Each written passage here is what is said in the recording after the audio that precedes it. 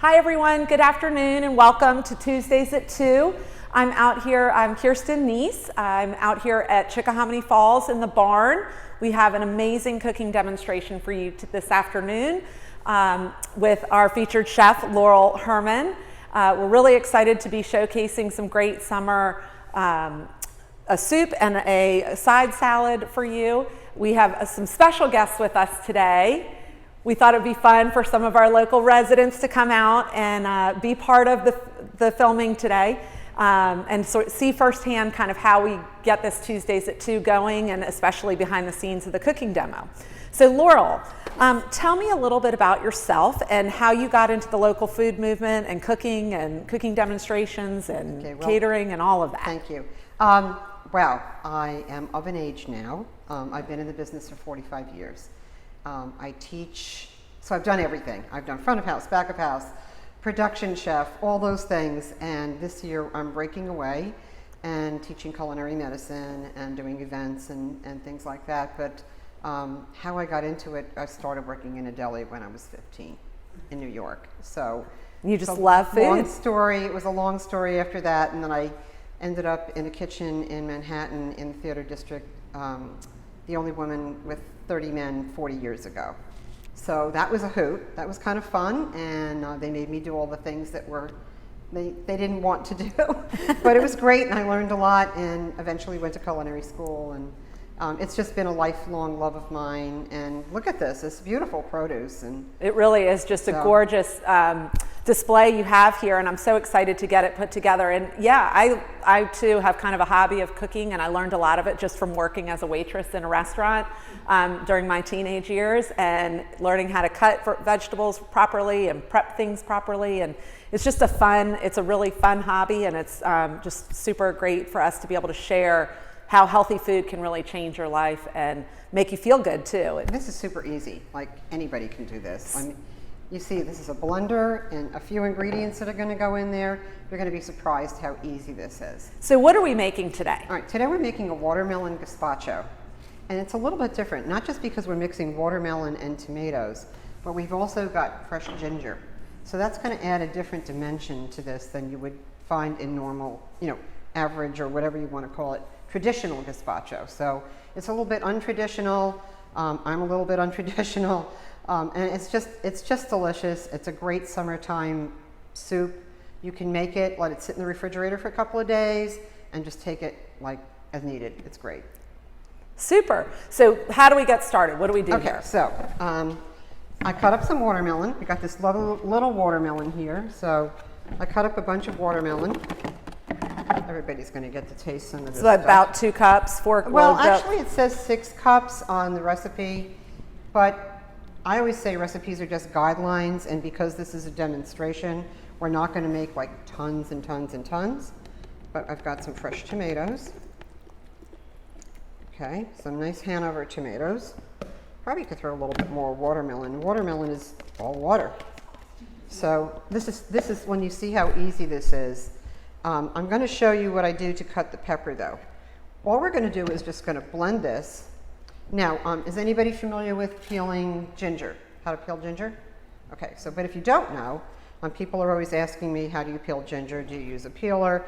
You simply take a spoon, I mean not a plastic one, but a regular spoon, and you scrape off the skin. It's as simple as that. So we're going to take some fresh ginger. Learn something new every day. I love it. Yeah. Or you can just, because this is such a powerful blender, you can just cut a couple of hunks off. I love ginger. And it's really good for you. It's good for the digestion. It's used in a lot of traditional Chinese medicine and Ayurvedic medicine. Okay, so let's give this let's see how good this does here. Okay, we're going to have to push this down Push it down a little bit? Yeah, without getting into trouble. Done that before. Let's see if we can have a little, I might have to add a little bit of water. Some of the water from the watermelon, some of the juice from the tomatoes. Sometimes when you're blending something, even in the food processor, if it doesn't blend all the way, it's usually because you need more liquid. Here we go.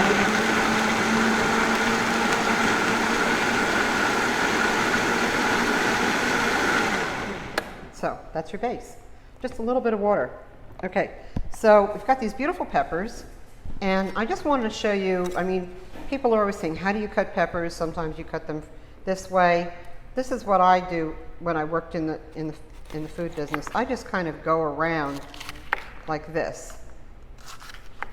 So I don't even have to deal with this. And then I just cut them and I take them, let me just move that out of the way. Sometimes we remove this little white bit over here because it's kind of bitter. And I usually try to flatten things out. And so, you know, I just make little strips like this. And you always use the back of the knife and chop it like that. And I was always taught you also put your knuckles forward, Put your knuckles so that, yeah, I've made that mistake when I was in New York. The first day of work, I didn't know how to use a knife, so I ended up at St. Vincent's Hospital. That was fun. So, but you know, it's hard for people, but it takes a little bit of practice. And nobody says you have to go fast. It's not a race. It's just, you know. But you really let the knife do the work. It's a fulcrum. You're not really. And you let the back of the knife do the work. And you're just kind of like, you know, doing it like that. The cucumbers, some cucumbers, what I always do when I have a round vegetable is I like to make a flat edge. Okay? And who hasn't had an onion slip on them or something like that before? So, I mean, English cucumbers you generally don't have to de-seed or anything else like that. And this looks like it doesn't have a lot of seeds in it either. So these are fresh from the garden here at Woodside Farms? Fresh from Woodside Farms. And let's say you wanted to chop it really small or do a dice. You would do the same thing. It's the same principle. You can actually cut them smaller. Just move that out of the way. You can actually cut these smaller and do a little dice. I mean, technically your hands would be up against the knife, but it doesn't have to be, as long as they're not out like this. And then you just chop them, and that's it. It's as simple as that. So now we're going to put together the gazpacho. Like, this is so easy, it's not even funny. And so tasty good. And refreshing. It's refreshing. And I'm going to blend it again a little bit. I cut some limes up. Do you guys have any questions while while Laurel's? Do you have to take the seeds out of the watermelon? I bought a seedless watermelon. Ta-da! Sometimes I have to take the seeds out of the lemons and limes because they always end up where you don't want them. I think just the dark seeds end up being, you know, real bitter. Right. Let's just throw some more ginger in here, just because we want to. Just give this another little blend.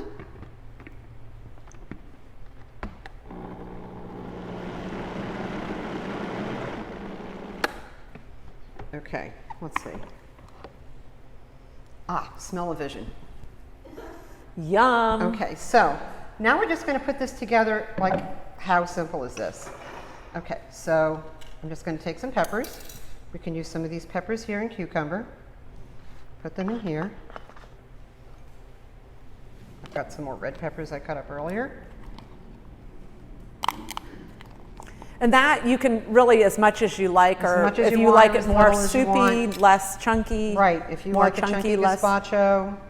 I just love the colors. The colors are so pretty. Could you mix it all together and then refrigerate it for later, like all put together? Or, you can put it together as you need it This is just really for demo. So I'm going to carefully try to pour this in here.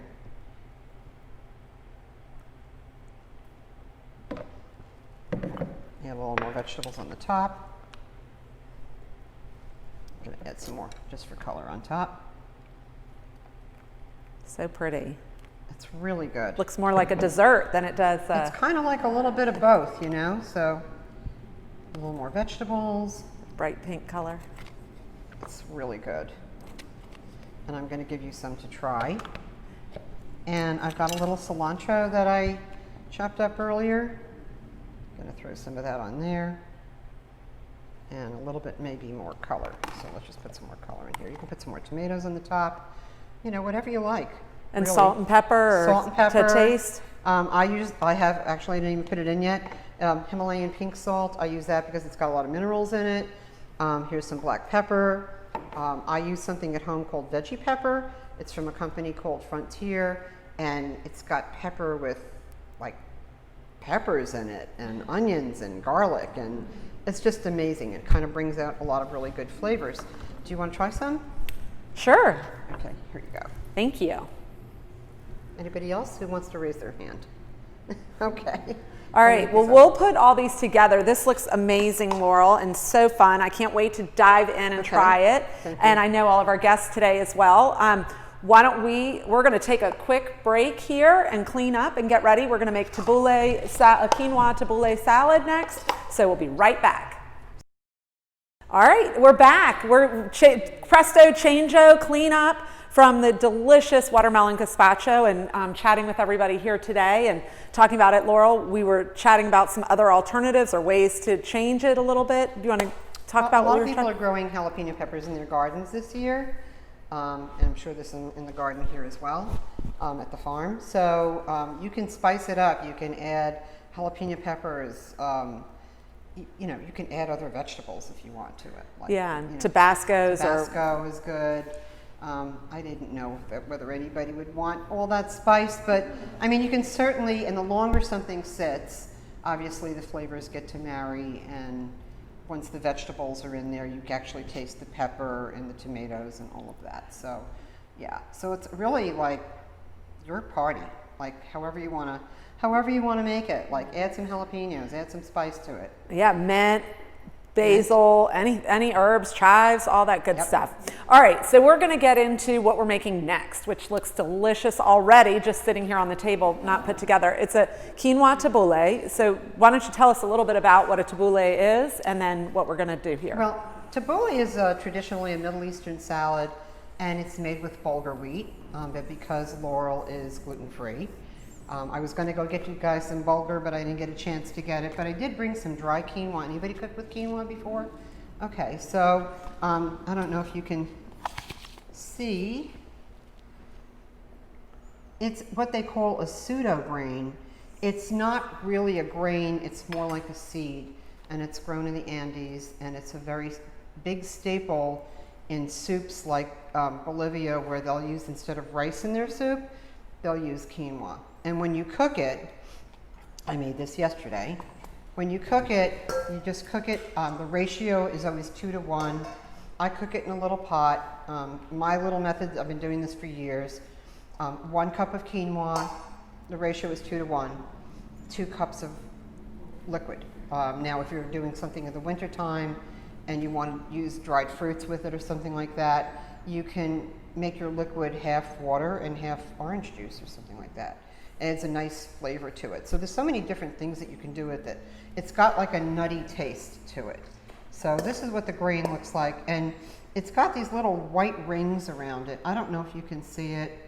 They're kind of hard to see, but that's sort of like when you know it's done. I cook mine for 15 minutes, put the cover on a medium heat, shut it off, check it. If it looks like most of the water is absorbed, I shut it off and I just move it to the other side of the stove, and then I cool it down depending on what I'm making with it. So, I mean, this is another easy thing. This is sort of my take on quinoa tabbouleh, because traditional tabboulehs have a lot of parsley in it, like massive amounts of parsley. I don't like all that parsley, but so I do mine differently. So, but you can add the massive amounts of parsley to yours. A lot of them have tomatoes, so these are from the farm here, Woodside Farms. So we've got these lovely tomatoes, and we'll throw some of these in as well from before. Might as well just use it up, right? I like celery in mine because I like the crunch. It's just something that I did. Yeah. Yeah, the Beautiful more celery veggies, here. I mean, the more the merrier. Like, do you know what I mean? The more the merrier. Cucumbers. Got those. We just throw everything in here. Why not? Yeah. Okay, so what I want to show you is a lot of times people don't know how to chop things like mint. I washed these yesterday. They smell really yummy. So I'm going to show you, is anybody familiar with a chopping technique called chiffonade? Okay, so a lot of you probably do that. So basically what you do is you just roll it, or bunch it up. Again, the same way we chopped earlier. And you have these little ribbons. And if that's too big, then you just cut them in half.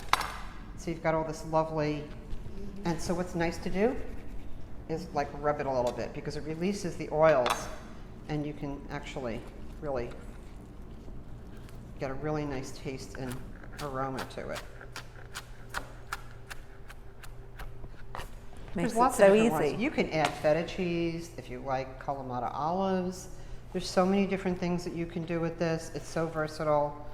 It's another thing, like if I made this thing at home, I would be eating this for a couple of days, just pull it out of the refrigerator. It's simple. It's too hot to really cook. And if you were making bulgur wheat, you wouldn't be cooking at all. So, because you just add hot water to it. So that's some fresh mint. Got a little olive oil. A little olive oil here. Oh, and parsley. I chopped up some parsley earlier. It's not the massive amounts of parsley, but it's nice.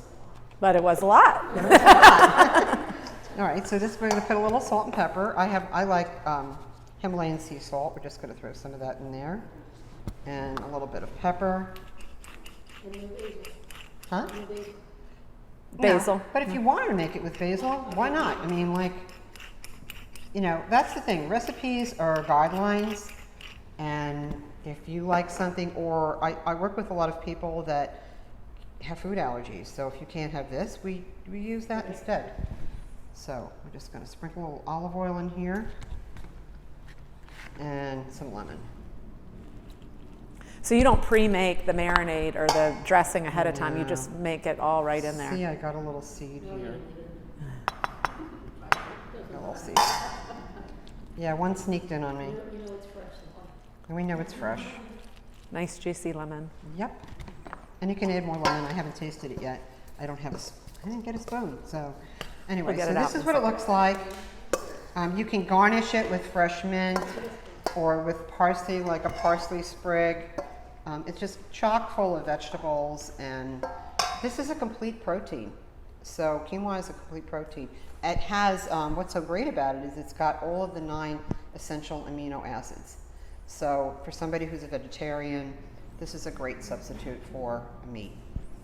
So, It's easy substitute for Easy. rice, wild rice, Yep. anything. yep, like I said, in South America, it's used a lot to, to thicken up soups, to put in soups. And something like this will last in the fridge for 5 days. 4 or 5 days. Yeah, But delicious. it won't last that long. So because it's good. So I wish I had an extra spoon out here. Well, we'll get it in a second, We'll get a but this has been fabulous. Does anybody have any questions about the tabbouleh?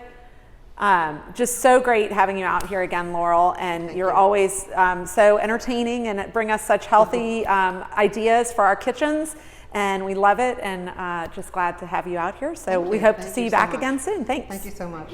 Thank you.